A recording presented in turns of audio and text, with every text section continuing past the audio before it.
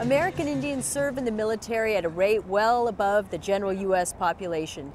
Tribal communities across the land have special honoring ceremonies for the men and women in uniform.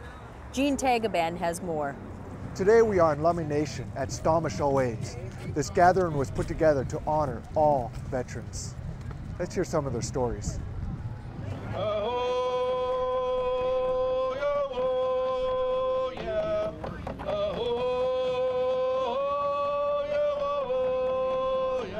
And I joined the Army in 1940 at the age of 16. I served 5 years, 2 months in there before I was 21. I had a lot of combat, almost steady in combat for 2 years. It was pretty rough. I was glad to get out of there. But also I believe that was World War I, World War II, Korea. The returning veterans had time to talk on board ships as they were coming back home. With the advent of the airplane and the gent, you was home from Vietnam in one day and expected to adjust to civilization immediately. And it doesn't happen, people. The natives have now set up centers for healing. All of the tribes in the United States are starting to follow this now, the old traditions. And the old traditional health and healing is very good and very powerful. And the natives are very happy for warriors who go out to combat. And they will honor them and heal them and pray for them.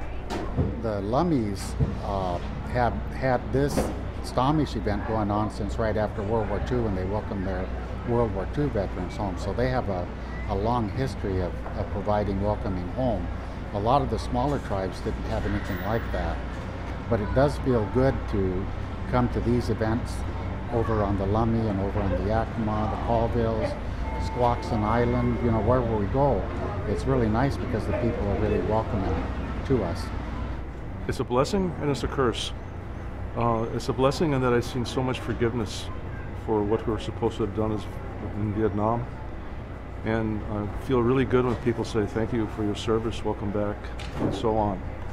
It's a curse because each time they say that, I get memories. Memories come back, and I think, well, for what I did, what did I do?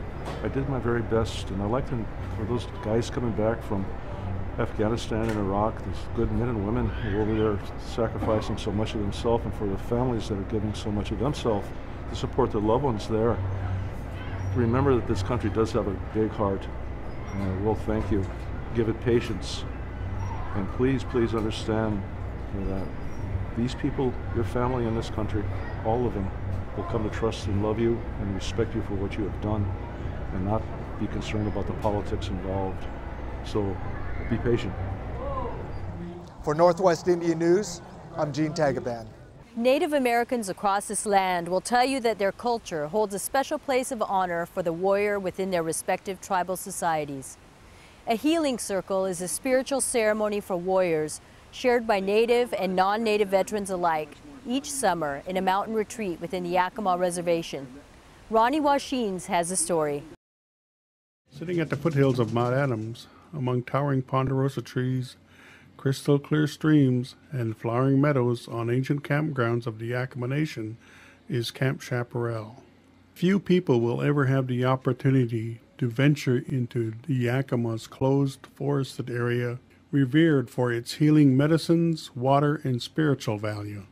However, each year the Yakima Nation invites VA administrators, counselors, clinicians, and veterans to come and explore how Western and European medicine can be combined with Native American healing traditions during a session dubbed Camp Chaparral Healing Circle, healing the wounds of mind, body, and spirit. Camp Chaparral, in a nutshell, is kind of a cultural immersion. Up here, we put them into a family. And with that family comes 2 or 3 elders that are the elders of that family, and then an interpreter who almost acts as a parent to that. And then once they go into that family, they're they're asked to dispose of their titles. So we don't have doctors and clerks and social workers and master degrees and all that. We have human beings. We have a lot of strong tradition that's been happening for a long time. You know, that there's a lot of strong nations out there that have a lot of powerful people and that are educated as well. And that we can incorporate these two, Western education and traditional ways, to help our people, all of our veterans, not just our Native vets, but all of our vets heal from war and other issues that they come back with. VA staff and veterans are invited to participate in traditional sweats.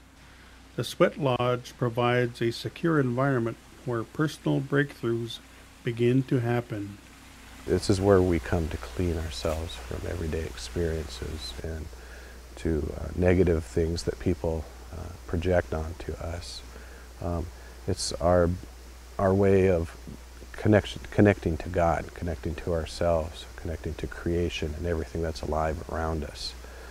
That's what these lodges are about, is experiencing the circle of the human life, coming back to the beginning to get a different perspective on current situations that may be affecting us negatively. Within the family circle, many veterans find support from other combat veterans, and they establish a common bond. In this trusted circle, they find support and start to open up their hearts and minds and share their personal challenges and even the demons that haunt them on a daily basis. Like I went to 30 years without talking about it, and I was full of demons. I mean, it's hard to explain, but a veteran gave me a pamphlet in 2001 that listed readjustment problems of Vietnam veterans, and I was every one of them. And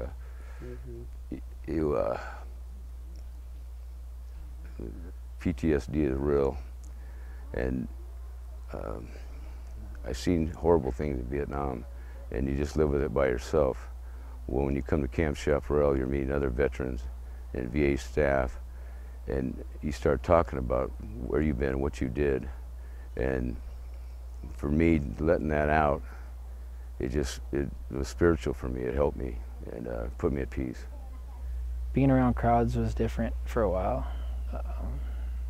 Mortar attacks, being around fireworks was tough at first. You can't really open up to your family at home. They don't know. And most of the VA doesn't know. Most of them are civilians who never served. They went to college, so for them to come up here to learn what we're going through firsthand is good. For the bunk mates that I had that had never been overseas to hear me screaming at night in my nightmares, they're getting firsthand experience what my family's going through every day. We've seen some action, but not as much as others. I had a harder part with the guys that came home with me, missing arms, missing legs. That's what I have a hard time shaking off. The sweat, my elders, being able to talk to them. Just up here, you're not surrounded by the news, you're not surrounded by the media, you're not surrounded by constant reminders of what's going on. You can actually relax and let it go and really bury everything and basically start over. It helped me be a more compassionate employee for the VA. I'm not a veteran, but I've been a member of I've been a VA employee for 30+ years. And it just helped me do my job better. It helped me feel the person. It's just an experience you can't put with words. It's actually a lifesaver. I feel it's helped me save who I am, and it's helped me save others. And aho, matawaski. Laughter is a healthy part of Native American culture, and the camp uses it to help with the healing process. At the end of the camp, there is a barbecue, a talent show, and a powwow where staff, veterans, and families are able to participate and dance late into the night. Camp Chaparral's Healing Circle's mission is to heal the wounds of mind, body, and spirit. It is not only meant to heal the veteran, but also to heal the healers. I think it's a new new VA, becoming a new VA, because we have to do this. This is our mission. We have these new young people who are coming out of the service many damaged, and we have to help them. A lot of Native vets from a lot of small communities that maybe need some help or need outreach or just needed to be welcomed home, and sometimes just that will make them feel good. And so if you're out there and you haven't heard it, welcome home, and thank you for serving. For Northwest Indian News, I'm Ronnie Washington.